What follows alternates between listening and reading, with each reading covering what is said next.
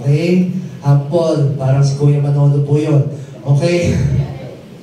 Ayan. Siya po ay engineer by profession, pero hindi halata sa kanya kasi humble nga siya. Kaya po, ngayong oras na ito, welcome po natin ng Lord sa buhay po ng ating kapatid, si Engineer Anthony Ricamonte. Praise God. So, halata din po na ako po yung tuturo kasi nakakupo ako. Amen. So, ano po, sige nga po palakpan po natin ang ating hindi po napagpala na po ang bawat isa sa atin sa worship pa lang, naranasan na po natin yung presensya ni Lord. Naranasan na po ba natin yung presensya ni Lord sa worship pa lang?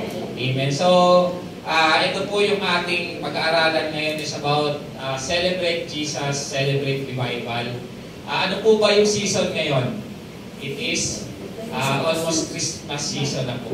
Actually, Christmas season na kasi December. So, sino po ba yung mga nakapag-Christmas party na? Wala pa. Malapit pa lang next week. So, may mga tapos na po. So, ito po ay panahon upang i-remember po natin kung ano po yung ginawa ng Jesus. At ito po yung season na birthday po ni Jesus. Amen? So, ito po yung i-remember po natin kung ito po yung panahon i-remember po natin yung si Lord, yun po yung siya po yung nag-save sa atin. At para po tayong lahat na nandito ay mapunta dito sa lugar na ito at masave po tayo sa lahat po ng gawa ng kaaway sa ating mga buhay. Kasi lahat po tayo ay merong kasalanan. So, ang aking pong pag-aaralan na binigay po sa akin ng ating Panginoon is about, ito po yung title, The Greatest Gift. Sino po ba dito yung gusto ng regalo ngayong Pasko? Amen. Sino po ba yung may gusto ng regalo? Ayaw niyo po? Ayaw niyo po?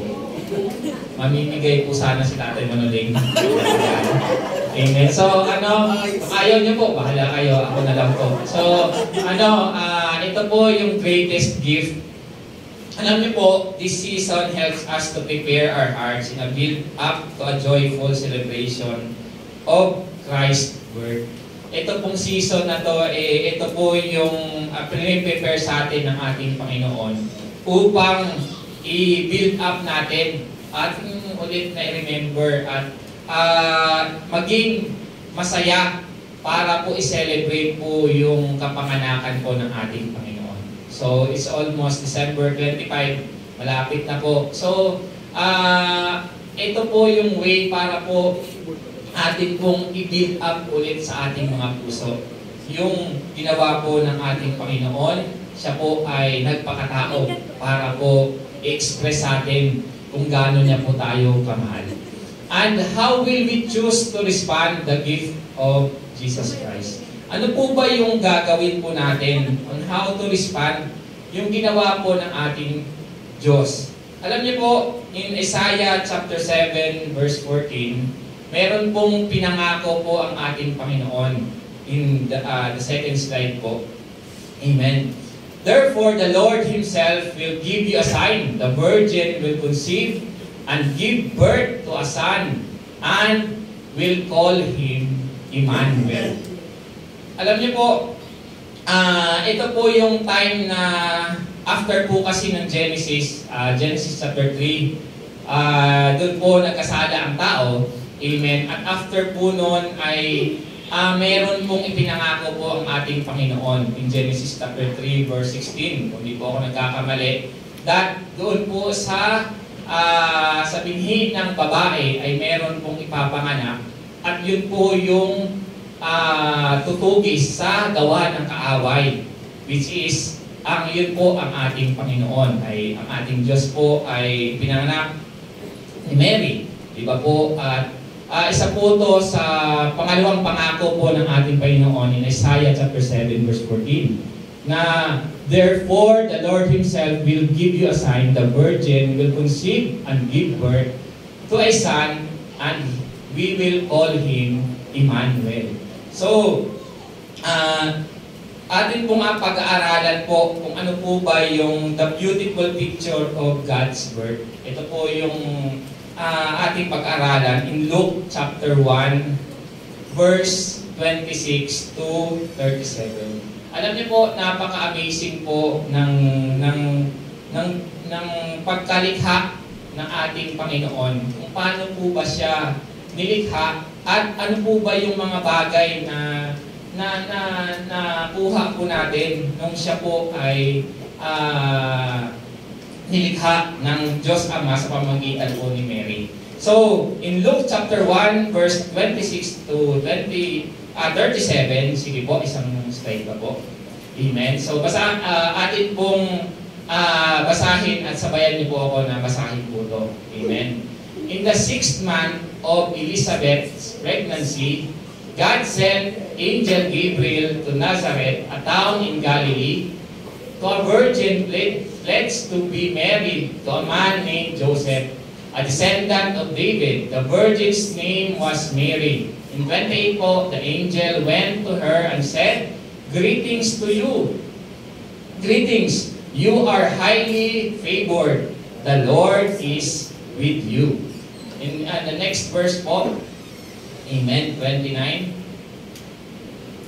Mary was greatly troubled at his words and wondered what kind of greetings this might be. But the angel said to her, "Do not be afraid, Mary. You have found favor with God. You will conceive and give birth to a son, and you are called to him Jesus." Sabihin nga po natin, Jesus. Amen. Doon po kanina sa ating worship, Jesus, what a wonderful name. At next slide po, sige po, in verse 32. He will be great and called the Son of the Most High. The Lord God will give him the throne of his father David, and he will reign over Jacob's descendants forever. His kingdom will never end. Amen. In verse 34 po, how will this be? Mary asked the angel, "Since I am a virgin." In verse 35 po, the angel answered, "The Holy Spirit will come on you, and the power of the Most High will overshadow you. So the Holy One to be born will be called the Son of God. Even Elizabeth, your relative, is going to have a child in her old age, and she who was said to be unable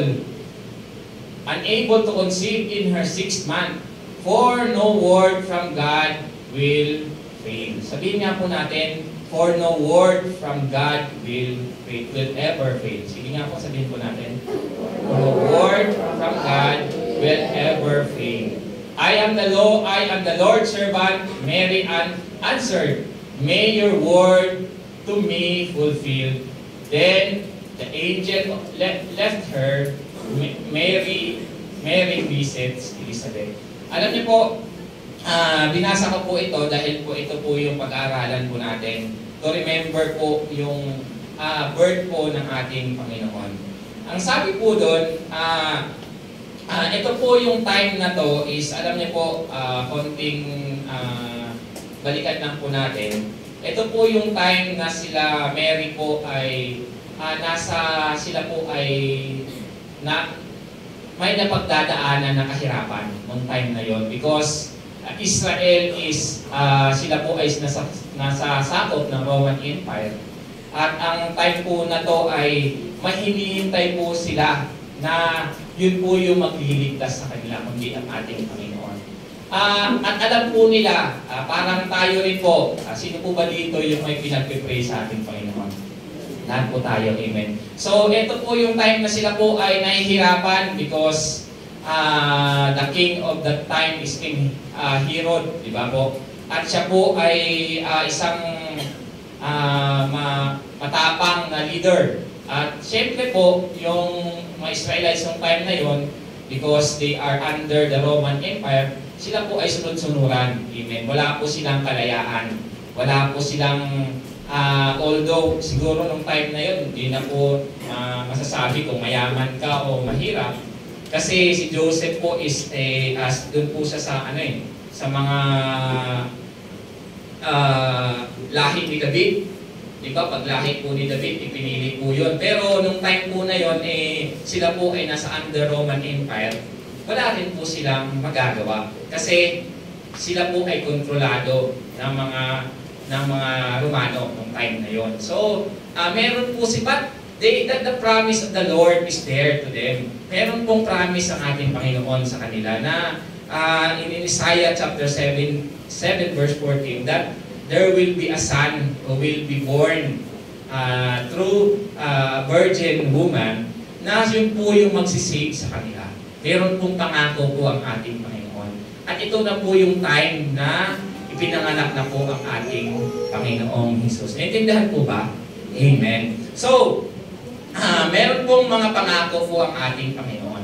In Luke chapter 1, verse 26 to 27, alam niyo po, dito po natin makikita kung ano po yung ginawa ng ating Panginoon. And it is, the angel went to her and said, "Greetings, you are highly favored." Amen. So, sorry po, Luke chapter 1, verse 28 po yun. Hindi po 26, 27.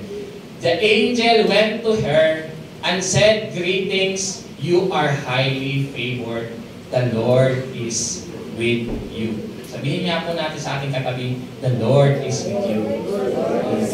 Alam niyo po, yung favor, it is something you earn, but by the grace of our Lord Jesus Christ. Alam niyo po, yung pabor ay yun po yung natatamo natin, pero hindi naman po tayo karapat-dapat. Sabi po doon, it is a gift, a blessing from the Lord by His kindness. Amen. Next slide po. So, it is something you earn. Yun po yung nakukuha natin, but by the grace of our Lord Jesus Christ. Dahil lang po sa habag at biyaya po ng ating Panginoon. It is a gift. Yun po yung regalo sa atin ng ating Lord, a blessing from the Lord by His kindness. Dahil po sa Kanyang kabutihan sa buhay ng bawat isa sa atin.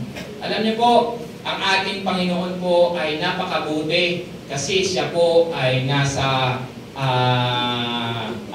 tabi ng God the Father. Sa heaven na po Siya, which is eternal heaven, eternal life po doon. Siya po ay nagpakatao para po masave po tayo sa ating kasalanan.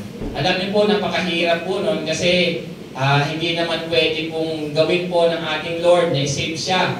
I-save niya tayo from heaven because He needs to become mamatay para i-save po tayo sa ating kasalanan. Because kailangan po niya magpakatao para po tayo ay i-save sa ating kasalanan. Amen. Pangalawa po, God's favor. Ito po yung maganda. God's favor, gaining approval and acceptance or special benefits from the Lord. Alam niyo po, yung God's favor, it is an approval and acceptance or special benefits from the Lord. Ito po yung pabor na nanggagaling po sa ating Panginoon because alam niyo po, pag tayo po ay anak ng Lord at tayo po ay pinili at binigyan ng pabor ng ating Panginoon. Kaya nga po, napakaswerte po natin. Kung minsan tinatanong natin sa ating sarili, Lord, bakit kaya ako nakakilala sa iyo? Hindi naman ako karapat-dapat. Lord, bakit kaya ako tinawag mo? Hindi naman ako ganun kabait, hindi naman ako ganun sa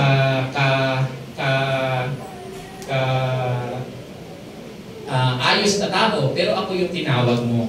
Dahil po yun sa pabor at sa biyaya po ng ating Panginoong Jesus. Amen. Palakpakan po natin ang ating Lord. Amen. Okay. Sabi po doon, this season of God's favor and He is coming to bring us into revival. Alam niyo po, ito pong season na to, it is the Christmas season, anumang season sa ating buhay. And ito po yung season na tayo po ay papaboran po ng ating Panginoon. And He is coming through the work of the Holy Spirit into our life to bring us into revival. Amen. Alam niyo po, marami po tayong pinagpipray, marami po tayong gustong gawin sa ating buhay, sa ating personal na buhay, sa ating family, sa ating mga gustong gawin, sa ating community. This season is the great season At yun po yung tatanggapin po natin sa ating Panginoon.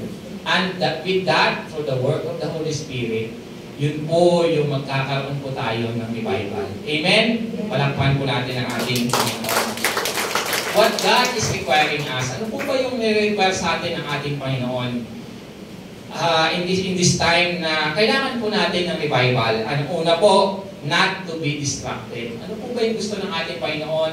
We should not be distracted by irrelevant things. Yung mga bagay po na hindi kalooban po ng ating Panginoon, huwag po tayong magpa-distract mo. Amen. Dito po sa mundong ito, there are many distractions and challenges that we are facing. But thanks be to God because He is always there for us to guide us. Amen. Pangalawa po, to stay focused. Kailangan po natin maging focus even if you're hard. Kaya pa po ba natin mag-focus kahit po tayo ay nasasaktan? Amen. Alam niyo po, tayo tao lang kung minsan may mga bagay na nasasaktan po tayo. May mga bagay na kung minsan dahil po sa gawa po ng kaaway, hindi po natin kaaway yung mga taong nang distract sa atin. Doon para po tayo ay ma-focus. Yun po ay gawa ng kaaway. Kung minsan po, nawawala po tayo sa focus kung ano po yung plano ng ating Panginoon. Sabi po ng ating Lord, we need to stay focused. Sabihin niya po natin, stay focused. Stay focused. Amen. Pangatlo po, sabi po doon, stay committed. We need to stay committed. Alam niyo po, kung yun po yung ating sinasabi sa ating buhay, that we will follow Jesus, na hanggang po bumalik ang ating pong Panginoon sa kanyang pangalawang pagbabalik, we need to stay committed, even if you're mistreated. Amen. Kung minsan mistreated tayo, hindi nararamdaman ng ibang tao na mistreat tayo, pero sabi po ng ating Panginoon, we need to stay committed. Kailangan po, we will commit what we promise to our Lord Jesus Christ. We need to stay focused kahit ano po yung mangyari, and we will not be distracted. We should not be distracted by all things na hindi po kalooban po ng ating Panginoon. Sige nga po, palakpakan po natin ating Lord. Amen. So, dito po natin narinig po yung pabor at biyaya po ng ating Panginoon. And through the life of Mary, sabi po doon, ito po yung time na sinabi po sa kanya ng Lord na grinig po siya, di ba? So, siguro kung ikaw yon at sinabihan, may alam naman mo na may inaasahan na tagapagligtas nung time na yon, at ikaw yung ginamit ng ating Panginoon. Ano kaya mararamdaman mo? Siguro, mabibigla ka, no? Kasi hindi pa naman siya, pa lang siya, engaged pa lang siya. So, ibig sabihin, engaged pa lang sila ni Joseph, pero siya po yung ginamit po ng ating Panginoon. Pangalawa po, in Luke chapter 1, verse 32 to 33. Amen. Ito po yung pangalawa, He will be great and will be called the Son of the Most High, and the Lord will give him the throne of his father. 33, and he will reign over Jacob's descendants forever. His kingdom never end. Alam niyo po, sabi po doon, there is hope and help and promise to our Lord Jesus Christ. Meron pong pag-asa, meron pong tulong, at meron pong promise ang ating Panginoon. Alam niyo po, nung time na ito, nung mga Israelites po ay nakakaranas na sila po ay nasa Rome, under ng Roman Empire, sila po ay nahihirapan. Amen? Nung time nga na yun, sabi po doon, pag sila po ay nag-offer ng kanilang mga gustong i-offer sa ating Panginoon, ay dumadaan pa sa mga leader ng Roman Empire. Kahit meron na silang, example, meron na silang alagang hayop na maganda na at maayos na, hindi po nila kayang i-offer doon sa ating Panginoon because dumadaan pa sa Roman Empire. So, talagang mahirap yung kanilang buhay. Hindi nila kontrolado yung kanilang sarili. Pero, sila po ay nagkaroon ng hope and help and promise from our Lord Jesus Christ ng time na yun. Amen? He will be the great, sabi po ng ating Panginoon, He will reign, His kingdom will have no end. Wala pong katapusan. At doon po natapos ang gawa ng kaaway. At doon po natapos na sila po ay kontrolin ng kaaway sa kanilang mga buhay. Alam niyo po, nung time po na yon ay matagal na po silang talagang under course kasi sila po ay hindi sumusunod sa ating Panginoon. Pag atin pong i-remember, yung time pa po nila David, ni Solomon, doon po naging malakas po yung Israel. Doon po yung naging malakas. Pero nung wala na po, hindi na po nila sinusunod yung tuntunin at sinasabi po ng ating Panginoon, sila po ay nagkaroon po ng ano na po sila ng kaaway. Parang nakuha na po ng kaaway yung kanilang lugar at hindi na po sila binibigyan ng pabor ng ating Panginoon. Kaya po talagang kailangan po nila ng help, hope, and promise from our Lord Jesus Christ. Amen. So because at this time of the birth of Jesus, the control of Jews because of their disobedience to God. King Herod is the king. He was the strong and cruel man. Siguro, ito po, nung time na ito ay everything that they have ay control po ng Romans. Amen. What are you experiencing today? Ngayon, sa buhay po ng bawat isa sa atin, ano po ba yung na-experience po natin?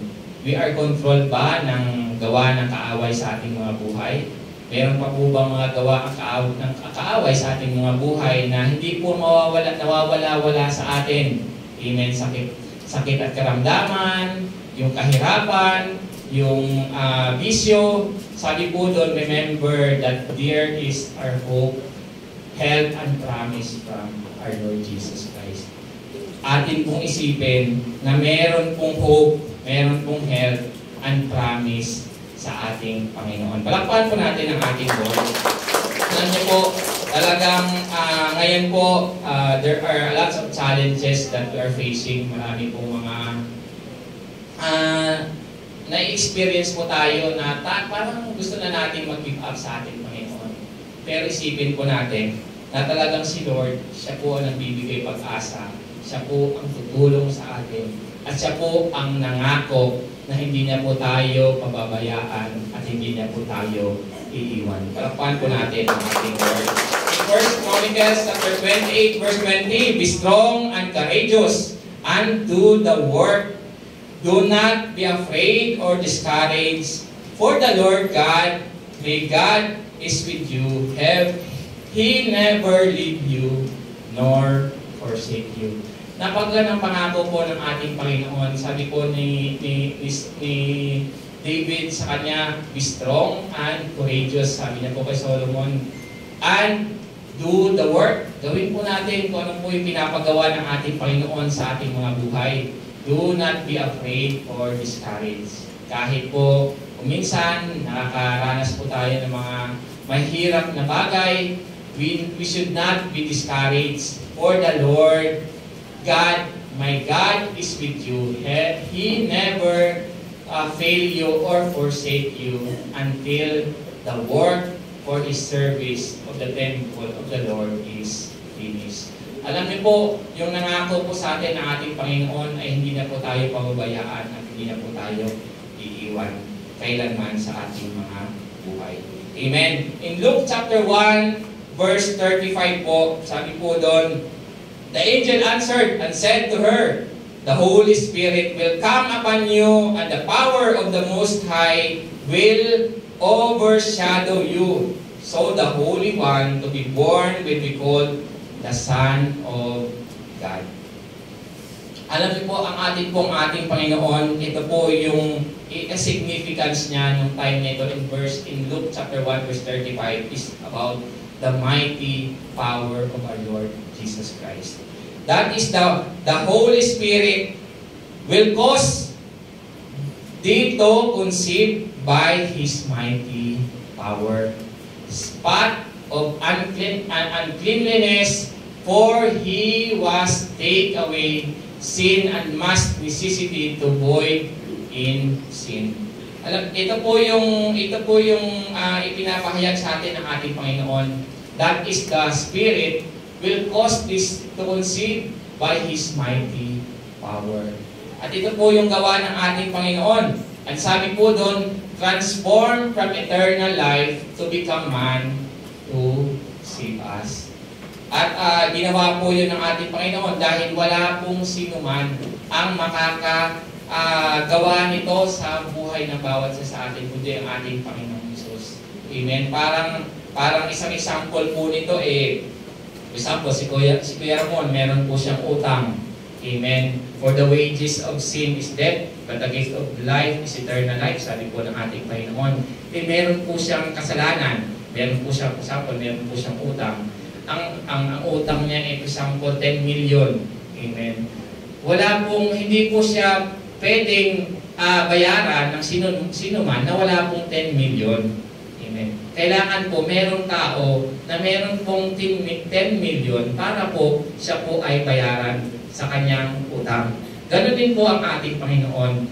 Kung nung nangyari po, for example, ako po meron po akong 10 million, ang gagawin ko po, sige, kukunin ko yung, ako na yung magbabayad sa 10 million mo. Hindi ko po yung magagawa kasi for example, wala naman po akong 10 million, pero meron akong property, for example lang. Meron akong bahay, meron akong sasakyan, for example lang. Ito po umaabot ng 10 million. Ang gagawin ko pa po ay ibibenta ko pa para ko bayaran yung utang ngayon, 10 million. Ganun po ang ginawa po ng ating Panginoon. Siya po ay kayang gumawa ng isave tayo sa kasalanan. Ang ginawa niya po, nagpakatao muna siya. Amen. Para po tayong lahat ay masave sa kasalanan. Amen. So, in Luke chapter 1, verse 36 to 37, sabi po doon, even Elizabeth, your relative is going to, amen, yan sabi po, is going to have a children in her old age, and she who was said to be unable to conceive in her 6th month, for no word from God will ever fail. Amen. So, ang tinuturo po sa atin ng ating Panginoon this time is about ano po ba yung tinuturo sa atin ng ating Lord? Amen. Sabihin po natin, inspiration. Alam niyo po, kung minsan tayo po ay nakakaranas na nahihirapan po tayo. Ito pong time na to, Israel is sobrang down po sila at kailangan po nila ng tutulong sa kanila. At ang ating Panginoon po ang nag-inspire sa kanila. Sabi po doon, the case of Elizabeth is mentioned to inspire Mary with confidence and to assure her that what was promised will be fulfilled. Kung ano po yung pinangako po ng ating Panginoon, kung basahin po natin itong Luke chapter 1, ay ito po yung sinabi rin po dito kung ano po yung nangyari kay Elizabeth at siya po ay nagkaroon po ng anak, which is John the Baptist. Amen. At siya po ay barren nung time na yon. At dahil po sa grasya at biyaya po ng ating Panginoon, siya po ay nabuntis. Kaya po in the 6th month, pag tinignan po natin yung sinabi pong in the 6th month, yun po yung time na buntis na po si Elizabeth. At ang ating Panginoon po ay through Mary ay nabuntis na rin. Amen. Yun po yung yun po yung pagkakasunod. Bakit po ba sinabi doon? Kasi po ang ating Panginoon ay nagbibigay po ng inspiration. Ayun po sabi po ni Angel Gabriel kay Mary, tingnan mo yung pinsan. Kilala mo ba yon si Elizabeth? Siya ay buntis na rin. Di ba dati tinatawag siyang barren, pero ngayon ay buntis na rin dahil po sa grasya ng ating Panginoon. So, kaya po si Mary, kahit po meron pong katanungan sa kanyang sarili, bakit po siya ginamit ng ating Panginoon, siya po ay na-inspire ng time na yun. So, ganun din po sa ating buhay, kung minsan hindi po natin maiwasan na meron po tayong mga katanungan sa ating mga buhay. Pero ang ating Panginoon po yung nag-i-inspire sa atin para gawin po natin ang kalooban po ng ating Panginoon. Palakpan po natin ang ating Lord. Amen. Sabi po doon, let us remember, amen, let us remember po the promise of our Lord Jesus Christ. Remember the promise of God. Tandaan po natin yung lahat ng promise po ng ating Panginoon sa ating mga buhay. Sabi po doon, una-una po, He will fulfill it. Sabihin niya po natin, He will fulfill it. And pangalawa po, there is assurance. Alam niyo po, there is assurance po sa ating Panginoon. Sige nga po, sabihin po natin, there is assurance. Remember po, ano po ba yung pinangako po ng ating Panginoon sa buhay ng bawat isa sa atin? Ano po ba yung mga pangako ni Lord? He will never leave us nor forsake us. Ano po ba yung mga pangako po ng ating Panginoon sa ating buhay? Sabi po doon, He will fulfill it and there is assurance. Pag ang tao po ay nangako, kung minsan hindi pa po nasusunod, hindi pa po nagagawa, kung minsan napapako. Pero po ang ating Panginoon, there is assurance to all that He was promised to each and every one of us. Marami po tayong pinagdadaanan, marami po tayong mga bagay na nangyari sa ating buhay. Pero dahil po sa grasya at biyaya po ng ating Panginoon, atin po itong nagawa dahil mabuti po ang Diyos. Amen. Pag tinignan po natin yung life ni Mary, dahil po sa grasya at biyaya ng ating Panginoon dahil siya po ay tinawag ng ating Panginoon from the place of Nazareth. Alam niyo po yung Nazareth, yun po yung isa rin po sa mahirap na lugar sa Jerusalem. At hindi po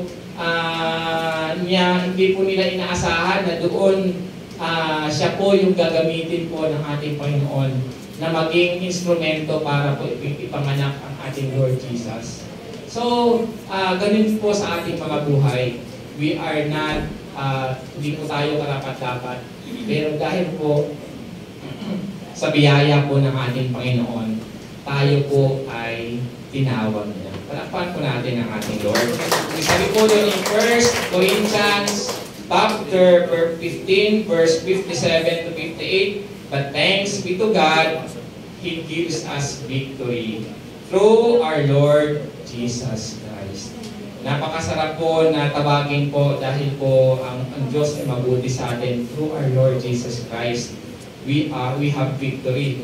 Therefore, my dear brothers and sisters, stand firm. Let nothing move you. Always give yourself fully to the work of God. The Lord, you know, sabi po doon, that your labor in the Lord is not in vain. Next slide po yon, amen. So talagang mabuti po ang ating Panginoon. But thanks be to God. Maraming salamat, Panginoon, because He gives us victory through our Lord Jesus Christ. Amen. Therefore, my dear brothers, sabi po doon and sisters, stand firm. Tayo po ay tumayo ng meron pong firm na tayo. Alam natin, nakasama po natin ang ating Panginoon. Let nothing move you. Always give yourself fully to the work of the Lord Jesus Christ. Isa po doon sa ginawa po ng ating Panginoon kay Mary is about, hindi po siya nag-question sa ating Panginoon. Although, nung time po na yon ay nakakatakot kasi pag ikaw po ay nagkaroon ng anak tapos wala kang asawa, meron possible po na siya po ay batuhin, na siya po ay nagkaroon po, sabihin po siya nga ay nangangalun niya, di ba? Kasi wala po siyang asawa, hindi pa po sila nagpapakasal ni Joseph. Pero ginawa niya po yun at sinunod niya po yung kalooban ng ating Panginoon.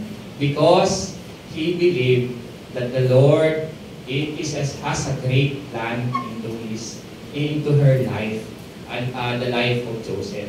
So sabi niya po, ang ginawa niya po, he stand firm on what the promise of the Lord into her life. Amen. So, ganoon din po sa ating buhay. Kung minsan po, may mga challenges at mga nangyayari po sa ating buhay na talagang ang hirap po nating lampasan.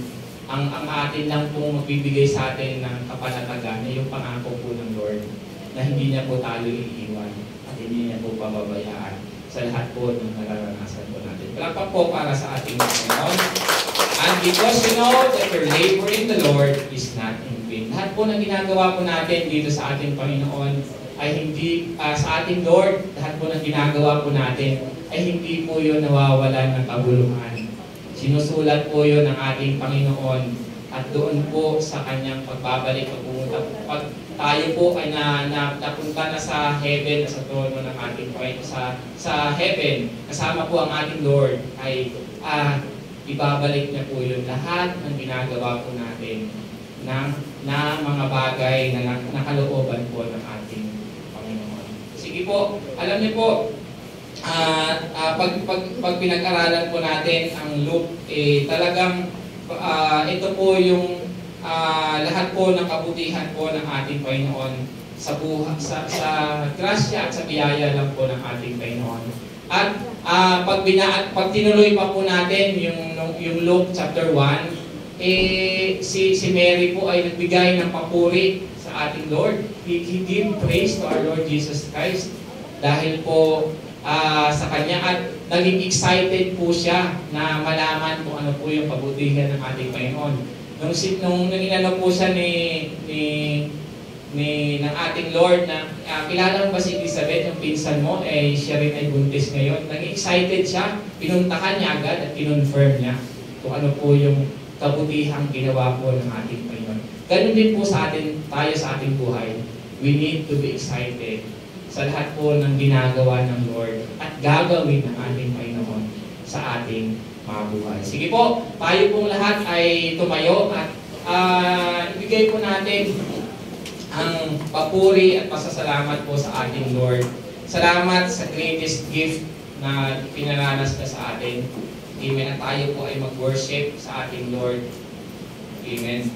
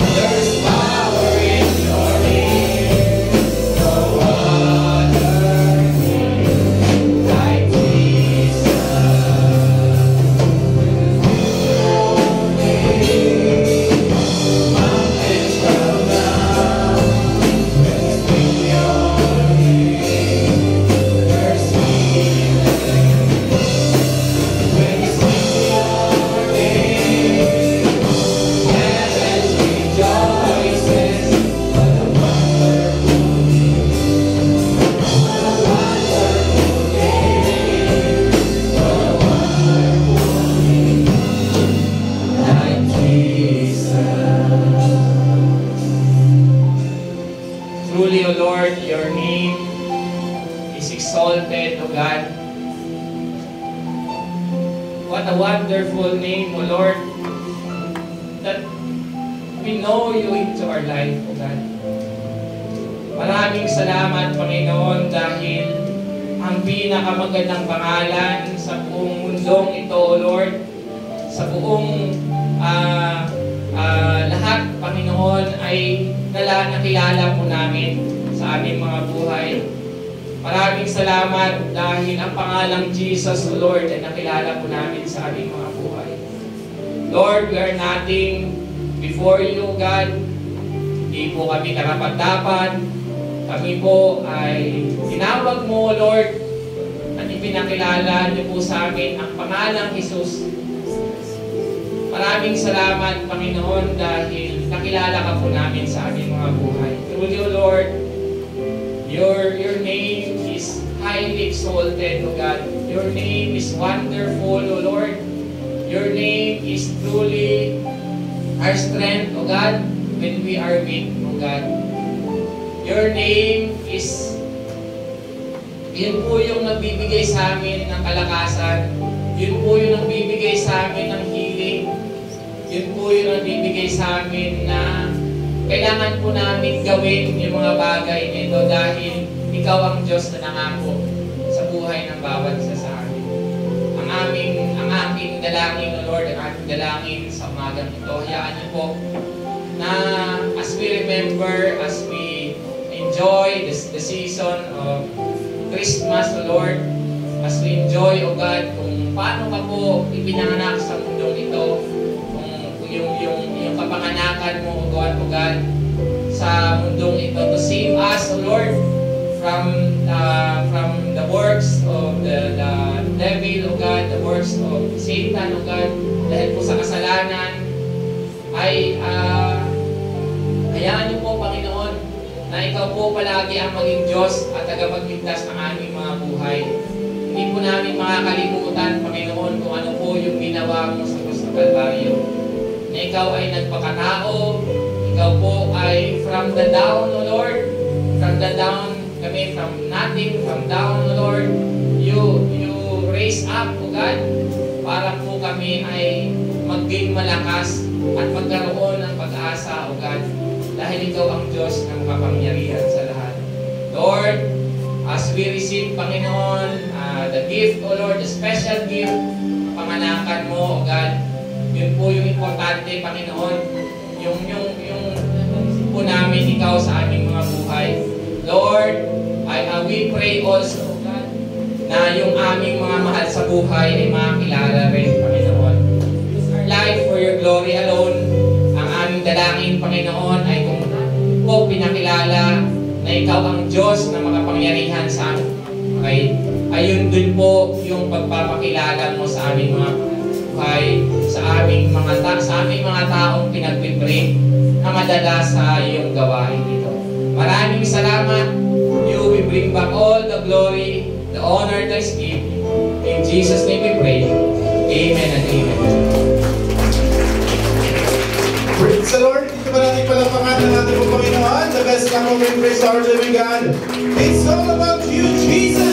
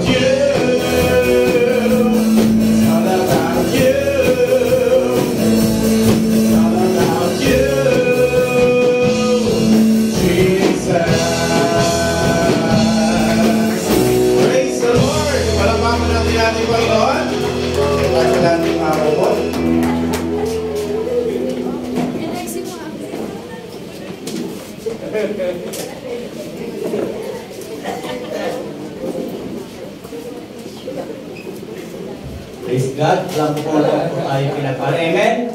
Alina pa lang po pag-umpisa po ng praise and worship. Alam ko po na ang bawat isa sa atin ay pinagpala na at makarinig po tayo ng salita ng Diyos. Tayo din po'y pinagpala ng Panginoon. Ngayon naman po, it's time to napagpalain natin pa. Habang nakaupo po ako doon, habang nagtuturo po si Brother Anthony, ano po kayang magandang introduction regarding sa pagbibigay? Medyo nag-search po ako, ang sabi ko dito sa nakita search, yung palang giving, tithes